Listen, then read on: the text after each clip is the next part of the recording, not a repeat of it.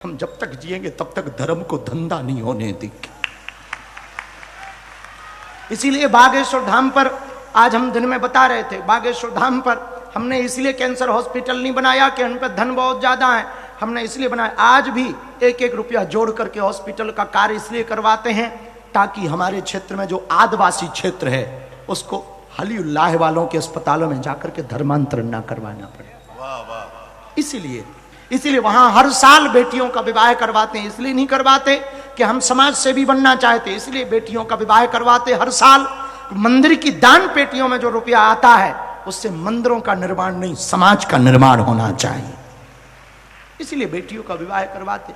तो भैया हमारी वाणी थोड़ी कड़वी है, थोड़ा हम उल्टा बोल देते हैं, जोश में बोल देते। कई बार हमको होश नहीं रहता, बोल देते। कोई भी बात बुरी लगे ना, कह दिया करो गुरुजी ये ठीक नहीं था, हम सुधार लेंगे। पर सच बोले, आप सब हमारे अपने हो। हम किसी को तोड़ने नहीं आए, ना किसी को चमत्कार दिखाने आए, ना किसी को सिद्धि दिखाने आए। हमारे पास जो भी हनुमान दादा का प्रसाद है, हम चाहते तुम्हारा भला हो जाए बस। आज ही हम जब बैठे थे तो एक वो डॉक्टर बैठे थे, उनको कई वर्ष बाद बागेश्वर धाम की दया से उनके घर पर बेटा हुआ। तो वो हमको कह रहे थे, महाराज जी बहुत कृपा हुई, बेटा हुआ। तब हमने उनको कहा ये हमारी कृपा नहीं, हनुमान दादा की कृपा है। ये बात कह के हम ये कहना चाह रहे, हमारा चमत्कार नहीं है, हनुमान जी का चमत्कार है। अब वो सब जगह है और हम यही कहेंगे, तुम्हें बाबाओं के चक्कर में पड़ने की आवश्यकता नहीं है। बाबा के चक्कर में पड़ना, ये तो महाबाबा हनुमान बाबा के चक्कर में पड़ो। और अंत में एक बात हम कहें, राजकोट वालों नोट कर लेना, हम मर जाएंगे पर कभी हिंदुओं को नीचे नहीं देखना पड़ेगा। मर जाएंगे लेकिन ये पक्का है, हम जब तक जिएंगे न हिंदू एकता करना छोड़ेंगे, न धर्मांतरण रोकना छोड़ेंगे। घर वापसी करवाते रहेंगे, हिंदू एकता करवाते रहेंगे। जब तक भारत हिंदू राष्ट्र नहीं हो जाएगा तब तक चैन से ना बैठेंगे। और हिंदू राष्ट्र हमें कागजों पर नहीं, आपके विचारों में चाहिए। हम चाहते हैं तुम्हारे बच्चे बदलें, हम चाहते हैं तुम्हारा विचार बदले, हम चाहते हैं तुम्हारे जीवन में एकता का भाव भरे, हम चाहते हैं तुम्हारे अंदर भक्ति भरे, हम चाहते हैं तुम्हारे जीवन में हनुमान दादा की शक्ति भरे। इसलिए प्रसन्न रहना। और हां, बात बात पर मुस्कुराया करो और पड़ोसी को जलाया करो। हाँ, बात बात पर मुस्कुरा। और कभी समय मिले ना, बागेश्वर धाम आया जाया करो। कभी समय मिले आया जाया, तुम्हारा हनुमान दादा है वहां, आओ भंडारा पाओ, दर्शन करो। हमें भरोसा है उन्होंने हमारी बिगड़ी बनाई, तुम्हारी भी बिगड़ी बनाएगी। कल पर्चा निकले या ना निकले, कल पर्चा के चक्कर में मत आना। नारियल लेकर आना लाल रंग के कपड़े में, सामूहिक अर्जी बांध लेना। हम भरोसे के साथ कहते हैं तुम्हारा काम सफल होकर के रहेगा। ज्यादा लोगों को हम मिल पाए मंच पर, इसलिए कल दिव्य दरबार की हमने घोषणा की कि कल कथा ना करके दिव्य दरबार लगाएंगे। तो कल हम शाम 7 बजे के बाद यहाँ मिलेंगे, फिर आगे की यात्रा धाम की करेंगे। बागेश्वर धाम पर हम 9 तारीख से लगातार 13-14 तारीख तक बागेश्वर धाम पर ही रहेंगे और फिर बहुत ही जल्दी फिर से राजकोट आएंगे। हाँ, अब राजकोट आएंगे कि जूनागढ़ आएंगे ये बाद में बताएंगे। आएंगे पर गुजरात आएंगे, ये पक्का है। और अब तो हमारी वैसे अंग्रेजी इतनी बेहतर नहीं है जितनी गुजराती बेहतर हो रही है। आपकी भाषा में कहे गुजराती आ बड़े, हाँ, तो थोड़ा थोड़ा काम चला लेते हैं। और जहां फंस जाते हैं वहां हिंदी ठोक देते हैं। हाँ, वहां अंग्रेजी भी ठोक देते हैं धीरे। अब हमारी अंग्रेजी तो बहुत ऊंचे लेवल की है, अंग्रेज भी आत्महत्या कर लेते, इतनी गजब की अंग्रेजी है। और एक सेंटेंस में 13 देश नापे आए हम, इसी को तो कृपा कहते हैं। I can not speak in English but I understand your feeling. बस इतने में काम चला लेते हैं और बस हनुमान जी लाज रखते हैं। पर एक बात हम कहें, बागेश्वर धाम पर स्वयंभू हनुमान जी है, स्वाप्रकट। हमारे दादा गुरु ने वहां 1.25 करोड़ हनुमान चालीसा का पाठ किया। अब तक वहां पर 1675 बेटियों का और सब मिलाकर लगभग 5000 बेटियों का विवाह हो चुका है। और अब तक इस साल 2025 का जो डाटा आया था, 2025 में 2025 में लगभग बागेश्वर धाम पर हनुमान दादा की कृपा से 40 लाख से ज्यादा लोगों ने भंडारा प्रसाद निःशुल्क पाया वहां। तो अद्भुत है वो स्थान, कभी समय मिले तो आना। और ये भजन हमने इसलिए सुनाया। कौन सा? पहले दोनों हाथ उठाओ। कौन कौन हनुमान जी का होना चाहता जीवन भर के लिए? कच्चा या पक्का? जोश में या होश में? हनुमान जी के होना चाहते ना? गाओ। श्री राम की गली में तुम आना, वहां नाचते मिलेंगे हनुमान। श्री राम की गली में तुम आना, वहां नाचते मिलेंगे हनुमान। अरे नाचते मिलेंगे, हाँ हाँ नाचते मिलेंगे, नाचते मिलेंगे, हाँ नाचते मिलेंगे, हाँ नाचते मिलेंगे, ओ नाचते मिलेंगे, नाचते मिलेंगे, हाँ नाचते मिलेंगे। फिर सीताराम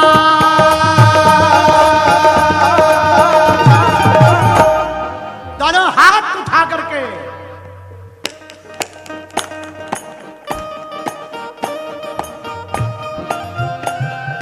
करके इशारों बुलाए गई रे, करके इशारों बुलाए गई रे। पर कौन? बोलो कौन? बरसाने की चोरी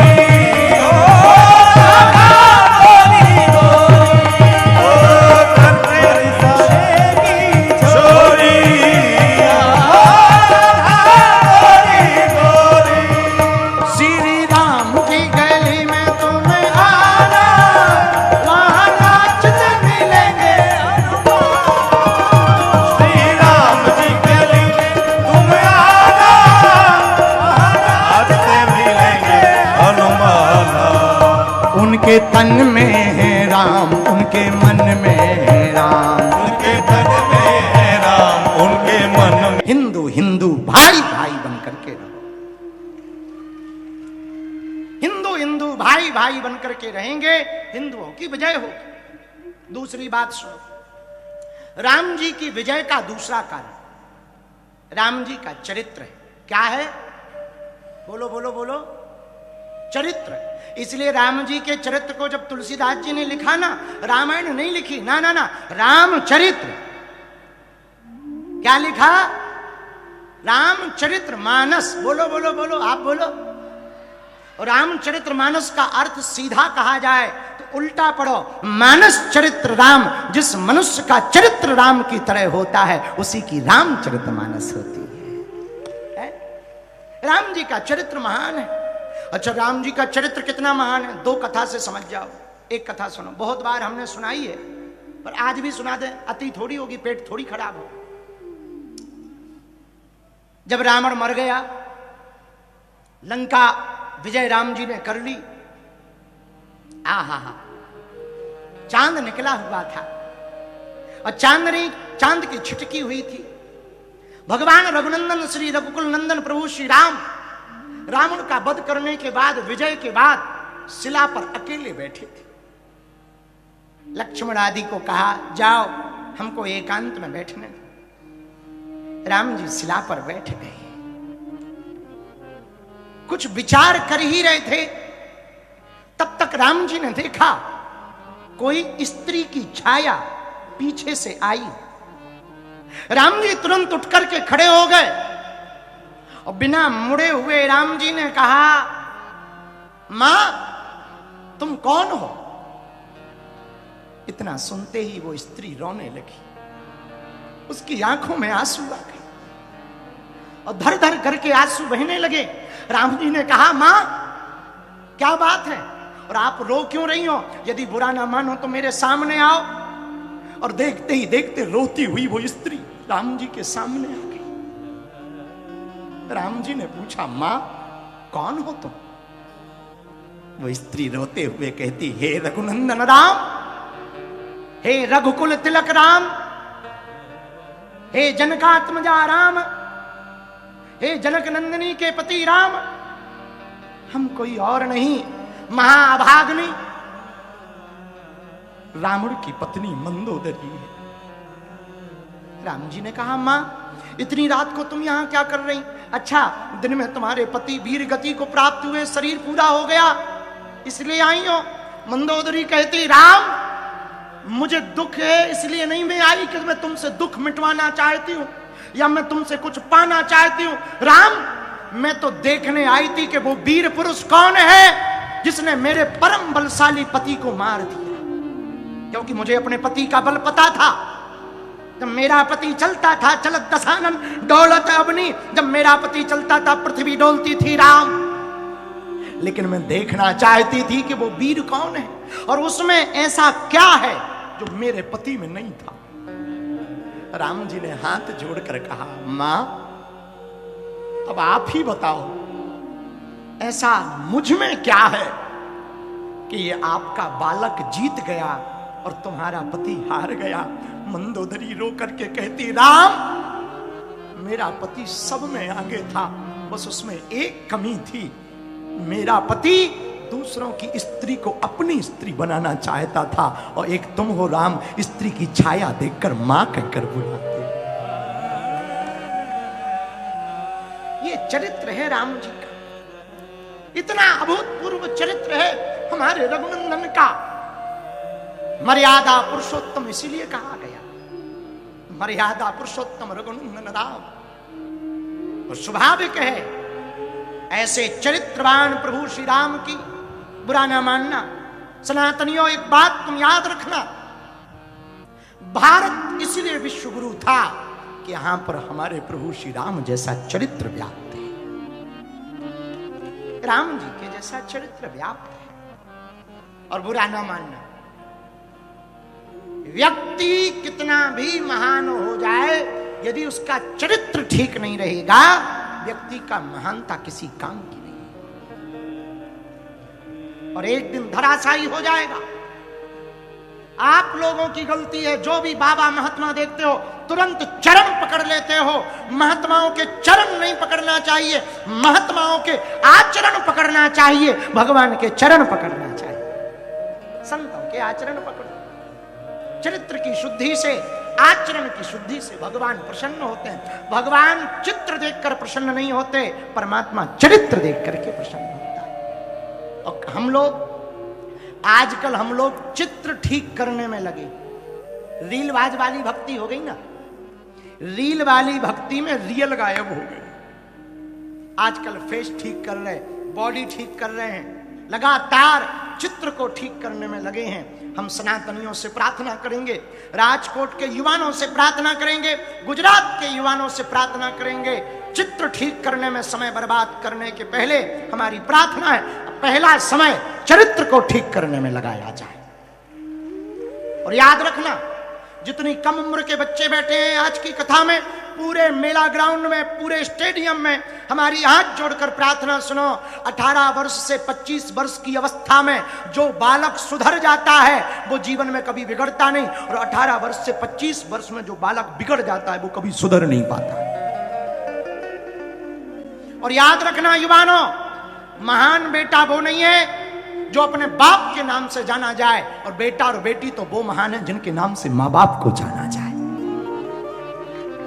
और एक बात याद रखना युवानों, दौड़ते हुए घोड़े, उगते हुए सूर्य का चित्र लगाने से कभी सफलता प्राप्त नहीं होती है। घोड़ों की तरह दौड़ना पड़ता है और सूर्योदय के पहले जागना पड़ता है, तभी सफलता प्राप्त होती। इसलिए आज की कथा में तुम गांठ बांध लेना, चित्र तुम्हारा भले ही बुरा रहे और चरित्र यदि तुम्हारा ठीक रहेगा तो बिना चित्र के भी तुम पूजे जाओगे। विचार करो, गाड़ी बहुत सुंदर हो पर इंजन ना हो तो क्या गाड़ी किसी काम की है? बोलो हाँ या ना। नदी बहुत बड़ी हो पर पानी ना हो तो क्या नदी किसी काम की है? हाँ या ना। जरा जोर से बोलो। मिठाई बहुत खूबसूरत हो पर मीठी ना हो, किसी काम की है? मकान की कोठी बंगला बहुत बड़ा बना हो पर मालिक ना हो, किसी काम की है? कोई व्यक्ति, स्त्री कितना भी सुंदर हो, नाक काट दी जाए तो क्या सुंदर दिखेगा? वैसे ही जीवन है, चित्र तुम्हारा बेहतर हो पर चरित्र ढीला हो तो क्या जीवन चित्र किसी काम का है? चित्र को ठीक करने के पहले चरित्र को ठीक करो। हमारे राम जी का चरित्र बहुत मंगलमय है। आहा, हनुमान जी महाराज बानर भालुओं के साथ राम जी महाराज समुद्र के किनारे जा रहे हैं। इधर मंदोदरी रावण को समझा रही है। रावण से कहती है, ता सुनारी निज सचिव बुलाई,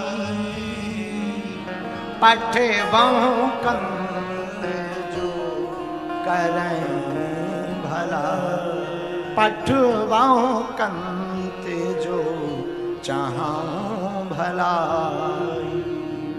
एक काम करो, आप सीता जी को वापिस कर दो। हे दशानन, आप तो बलशाली हो, उनके सचिव को बुलाकर जानकी जी को वापिस कर दो। सीता जी ने बहुत दुख पा लिया। सुनहु नाथ सीता बिनु दीन